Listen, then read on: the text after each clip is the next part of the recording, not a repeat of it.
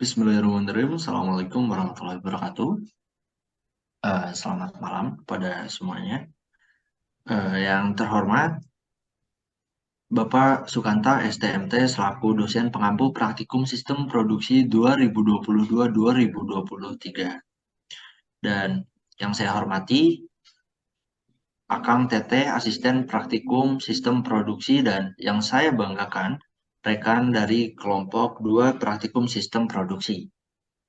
Sebelumnya izinkan saya memperkenalkan diri. Perkenalkan, nama saya Lutfi Aditya Nugraha. Saya di sini selaku moderator dari kelompok 2 yang akan memandu jalannya presentasi kali ini. Nah, tapi sebelum itu izinkan saya untuk memperkenalkan rekan saya dari kelompok 2. Yang pertama di sini ada Kang Aji Ahmad Wahidin dengan NPM akhir 005. Selanjutnya ada Kang Regalan Kalmas dengan NPM akhir 030. Selanjutnya ada saya Lutfi Aditya Nugraha dengan NPM akhir 074. Selanjutnya ada Kang Iksan Doni Irawan yang terakhir dengan NPM-nya 141. Nah, untuk itu mari kita lanjut ke slide berikutnya. Nah, di sini di slide 2 ini ada Assembly Process Chart atau APC, di mana di dalamnya ada definisi, kegunaan, dan prinsip yang akan dipaparkan oleh rekan saya, Kang Iksan Doni Irawan. Kepada Kang Iksan Doni Irawan, waktunya saya persilahkan.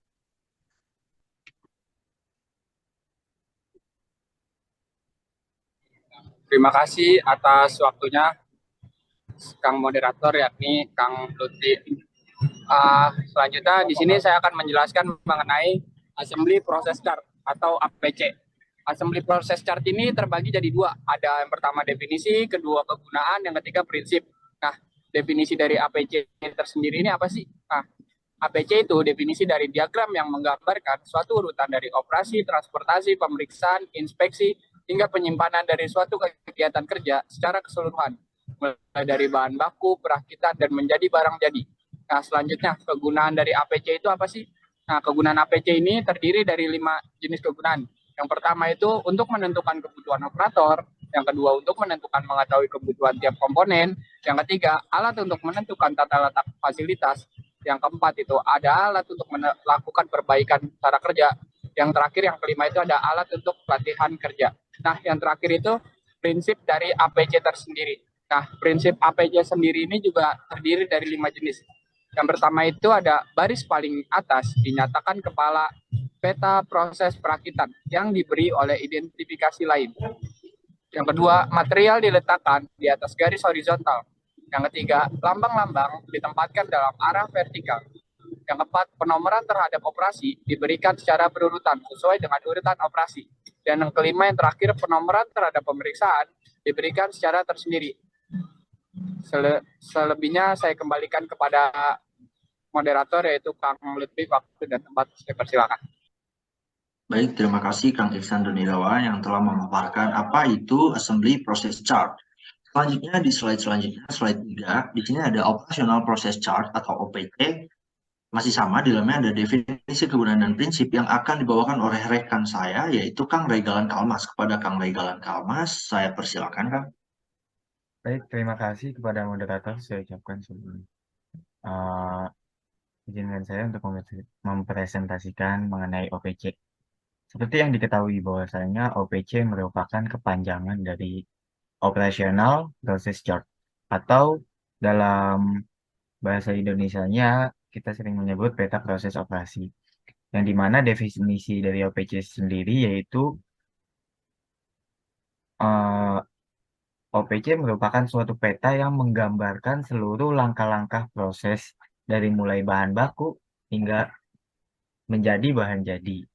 Kemudian di OPC sendiri juga memuat informasi-informasi yang diperlukan untuk menganalisa lebih lanjut, seperti waktu yang dipakai, material yang digunakan, kemudian tempat atau alat dan mesin yang dipakai. Nah, kemudian OPC sendiri berguna untuk mengetahui kebutuhan akan mesin, memperkirakan kebutuhan bahan baku, menentukan tata letak pabrik, kemudian sebagai alat untuk melakukan perbaikan cara kerja dan untuk pelatihan kerja. Kemudian adalah prinsip-prinsip yang ada di OPC, yakni pada bagian kepala itu ditulis jenis peta seperti halnya nama nama nama pembuat, kemudian dipetakan oleh seperti tanggal dipetakan, kemudian nomor peta, kemudian peta usulan atau sekarang, kemudian material yang akan diproses itu diletakkan di atas garis horizontal, kemudian lambang-lambang ditempatkan dalam arah vertikal dengan penomoran kegiatan operasi diberikan secara berurutan dan penomoran terhadap suatu kegiatan pemeriksaan diberikan secara tersendiri. Jadi biasanya kalau di OPC kan ada proses lambang-lambangnya itu diurutkan secara diberikan penomoran terhadap diberikan secara berurutan gitu. Mungkin cukup sekian penjelasan dari saya kembalikan kepada moderator. Baik, terima kasih kepada Kang Regalan yang telah memaparkan definisi kegunaan serta prinsip dari Operational Process Chart atau OPC. Nah, di slide selanjutnya, slide 4, di sini ada dari peta perakitan atau APC yang akan dipaparkan oleh Kang Aji Ahmad Wahidin. Kepadanya saya persilakan. Baik, terima kasih moderator atas waktunya. Baik, di sini bisa kita lihat assembly process chart atau APC dari kelompok 2. APC di sini berisi tentang perakitan Tamiya dari bagian komponen kecil hingga komponen jadi. Di sini dari assembly process chart kelompok 2 terdiri dari 7 assembly dengan total waktu 293,49 detik. Terima kasih atas waktunya. Saya kembali ke moderator. Baik, terima kasih kepada Kang Aji yang telah memaparkan contoh APC pada kali ini. Nah, selanjutnya ini mungkin slide terakhir, slide 5. Di sini ada operasional process chart, contoh operasional process chart, di mana kali ini akan saya paparkan, Nah, bisa kita lihat di sini ada contoh dari peta proses operasi kelompok 2 dengan objek operasinya yaitu Tamiya 4WD. Nah, di sini bisa kita lihat dari mulai paling atas, di sana ada nama objeknya, kemudian ada nomor peta, kemudian dipetakan oleh dan tanggal dipetakan, serta jenis petanya ya ada sekarang dan usulan. Nah, pada peta proses operasi kelompok 2 kali ini, di sini kita bisa lihat untuk komponen-komponennya kita taruh secara horizontal dan untuk penomoran operasi serta pemeriksaannya itu diletakkan secara vertikal seperti yang sudah dijelaskan oleh Kang Raigalan tadi. Nah, bisa kita lihat juga di sini terdiri dari 18 operasi serta 1 pemeriksaan. Nah, untuk total waktu yang dibutuhkan untuk 18 operasi serta 1 pemeriksaan yaitu 546,89 detik. Baik, mungkin itu pemaparan tentang peta proses operasi kelompok 2. Selanjutnya mungkin cukup sekian proses presentasi tentang materi APC, OPC. Selanjutnya saya akan tampilkan untuk video dari perakitan Tamiya itu sendiri. Tapi sebelum itu mungkin saya akan tutup presentasinya. Terima kasih. Mohon maaf bila ada kesalahan. Assalamualaikum warahmatullahi wabarakatuh. Nah, lanjut saja kita langsung ke video perakitan Tamiya-nya. Bye. Hai teman-teman, di sini saya akan melakukan perakitan atau assembly pada Tamiya Avante Mark 3 Korean Edition dengan chassis MS Pro ya. Untuk dinamonya ini MS Pro tuh di bagian tengahnya teman-teman. Nah, seperti ini gambarannya. Ya, lanjut saja. Kita langsung merakit Tamiya-nya. Oke, untuk di sini ada yang sudah terpasang itu dengan mudah, ada tembaga ya teman-teman. Di sini ada tembaga untuk baterai, jadi gampang aja. Misal kita lepas nih, saya lepas dulu. Nah, seperti ini misalnya yang terlepas, kita langsung pasang lagi aja. Terpasangnya tuh cuman gini doang, masukin soalnya ini gampang banget ya. Nah, udah gini doang. Selanjutnya kita pasang dinamo. Dinamonya ini seperti ini.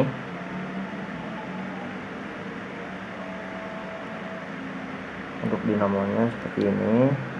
Kita pasang ininya, dudukan untuk dinamo ke bodinya, ke chassisnya.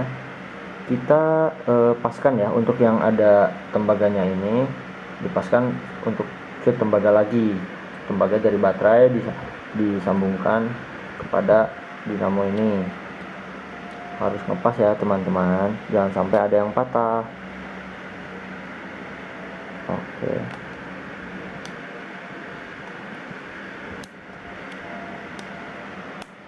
Agak tricky ya memasang ini, agak riskan, takutnya patah dan agak lumayan susah.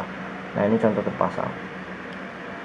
Nah, langsung saja kita pasangkan gear dari penghubung untuk dinamo ke roda, baik roda depan atau belakang ya, karena ini sistem Tamiya dengan chassis MS ini 4 WD atau 4 wheel drive. Tapi mana tadi asnya? Nah, untuk gear kita juga punya 2 as ya.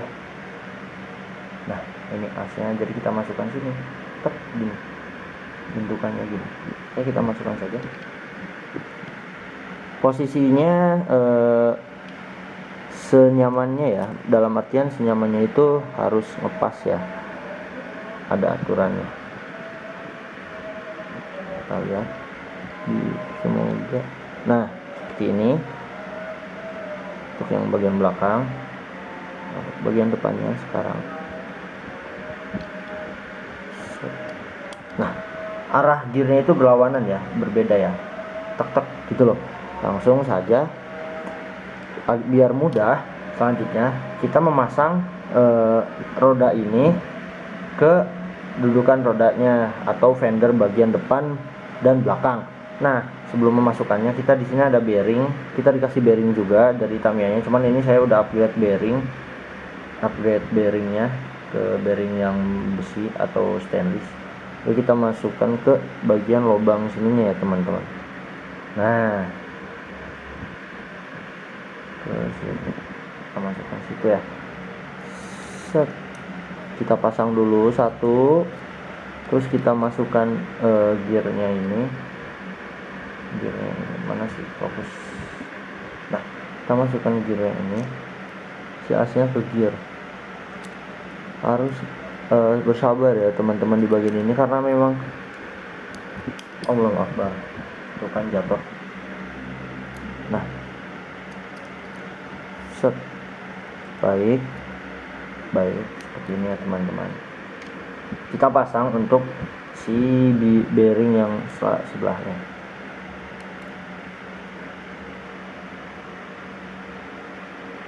Nah,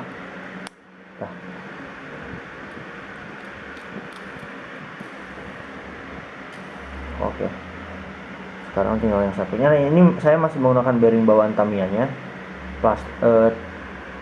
Ini modelnya tembaga ya teman-teman. Cuman jelek untuk performanya karena ini kurang melancarkan laju dari si rodanya ya teman-teman. Dah masuk sini. Lalu kita pasang tutup ininya dulu ya. Si tutup dari baterai dan dinamo.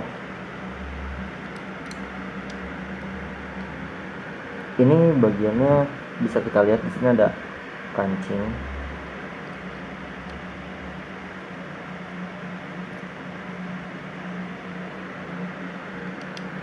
Bagian sini dulu ya teman-teman. Nah, oh salah, bagian sini dulu teman-teman. Nah, seperti ini ya, kuat. Lalu kita pasangkan untuk bagian fender atau bumper depan. Sekarang yang bagian belakang.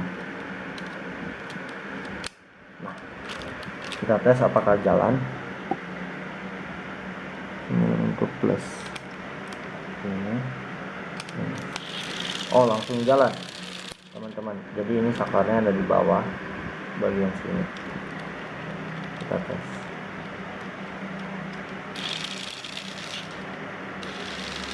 Oke, selanjutnya kita pasang penutup baterainya. Untuk penutup baterai itu sendiri ini dikaitkan ke sini ya, ada seperti pengaitnya di sebelah sini tuh, ini nih, kaitkan saja, udah kok, tuh, jadi tinggal plak tuh kan. Nah selanjutnya kita pasang dulu bodinya. Sebelum body kita pasang dulu ini ya, di bagian kiri kanan. Ups,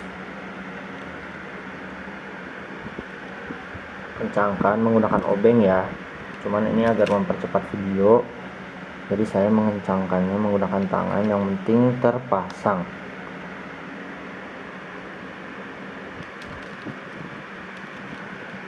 Sisa 2.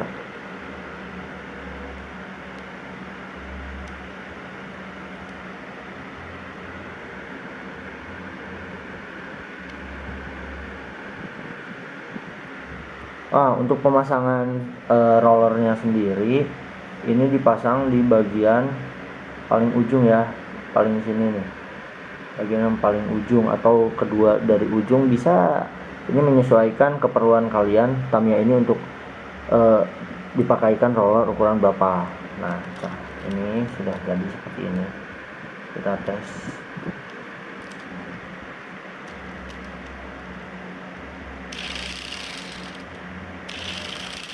Jadi Tamiya ini udah 4-wheel drive dari dinamonya ya, langsung digabung, bukan menggunakan as 4-wheel drive, cuman digabung karena dinamonya mempunyai 2 output.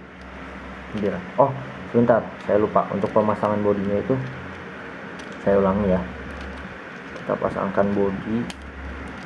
Nah ini ada pengunci bodinya, ini ada bodinya itu sendiri terbuat dari bahan plastik polikarbonat. Kita masukkan ini ke sini. Nah langsung masuk ya, lepas.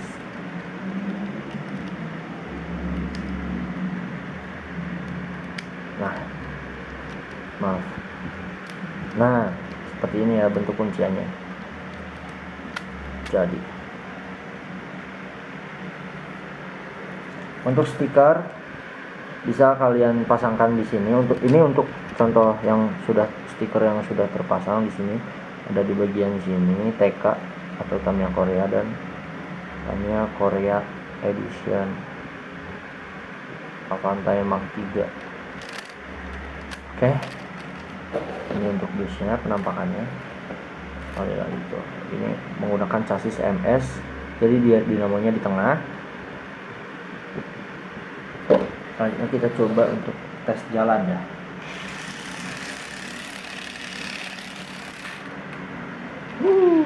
Dah, berhubung ini baterainya lowbat dan dinamonya belum menggunakan diganti, jadi jalannya lambat. Cukup sekian, terima kasih.